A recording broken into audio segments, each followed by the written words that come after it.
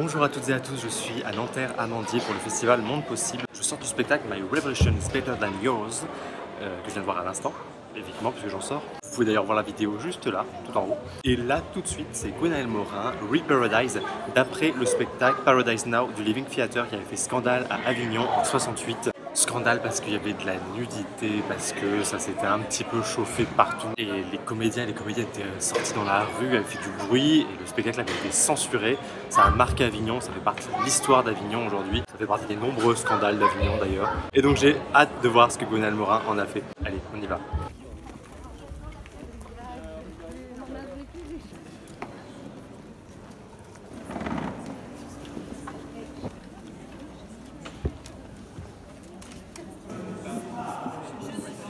Je suis pas autorisée à voyager sans passeport. Si je pouvais te dire, je te ferais savoir.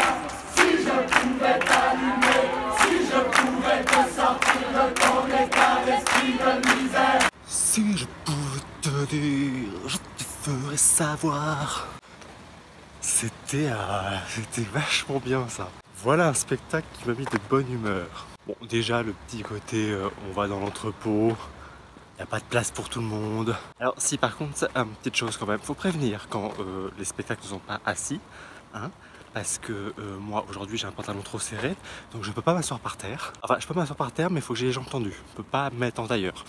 Donc là c'était un petit peu compliqué. Bon, j'ai trouvé une table, je me suis posé dessus, très bien. Et prévenez quand même. Gwenaëlle Morin, c'est quand même le mec qui te fait un spectacle avec rien. C'est-à-dire que chaque fois que j'ai vu ces spectacles, c'est plateau nu, habit civil, lumière tout à fait soft. Hein. Là, il y avait quelques effets, mais sinon, on est quand même sur de la lumière blanche. Si, par contre, il coûte cher en comédien. Parce que là, il était bien 40 sur scène quand même. Hein. Mais par contre, il t'embarque. Rien que le début, t'as pas fini de t'installer, ça commence. Tu commences à chuchoter des phrases du style « Je ne suis pas autorisé à voyager sans passeport. Je ne suis pas autorisé à fumer de la marijuana. Je ne suis pas autorisé à ôter mes vêtements. » Et à chaque fois, donc, c'est la même phrase que tout le groupe dit, et ça commence doucement, puis ils viennent te le dire à toi, face, toi t'es là, oui, qu'est-ce que tu veux que j'y fasse? On peut pas ôter tes vêtements, on peut pas ôter tes vêtements, hein. Ils commencent à t'engueuler un peu, et puis ça gueule, tout le monde gueule dans ce hangar, c'est l'anarchie quoi. Et puis d'un coup ça s'arrête, et c'est reparti ensuite avec une autre phrase, t'as des petites montées en puissance, et honnêtement ça te fait frissonner parce que c'est un petit peu comme une vraie assemblée générale improvisée.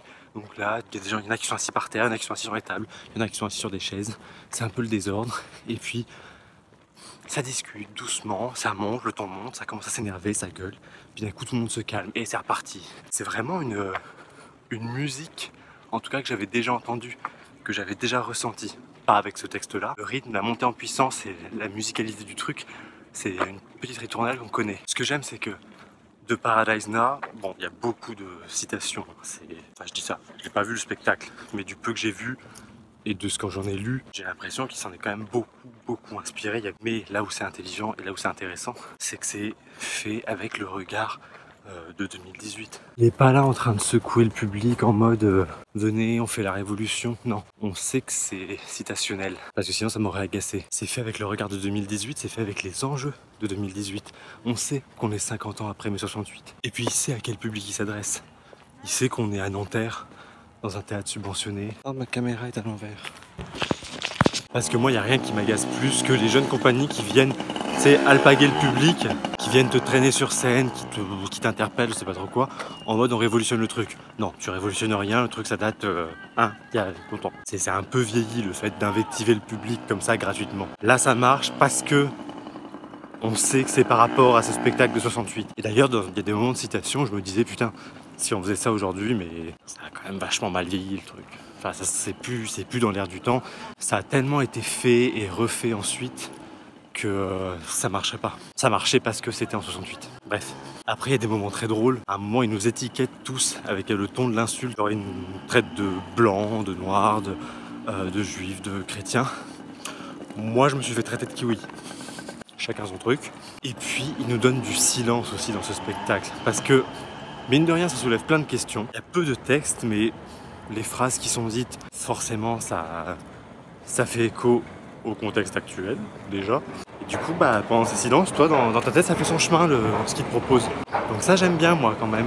Mais je crois que la grande réussite du spectacle en fait c'est d'avoir réussi à retransmettre une ambiance qui a pu exister pendant ce festival d'Avignon, retransmettre un état d'esprit, une dynamique. Même si on est toujours dans la conscience que c'est pas vrai quoi, c'est du jeu.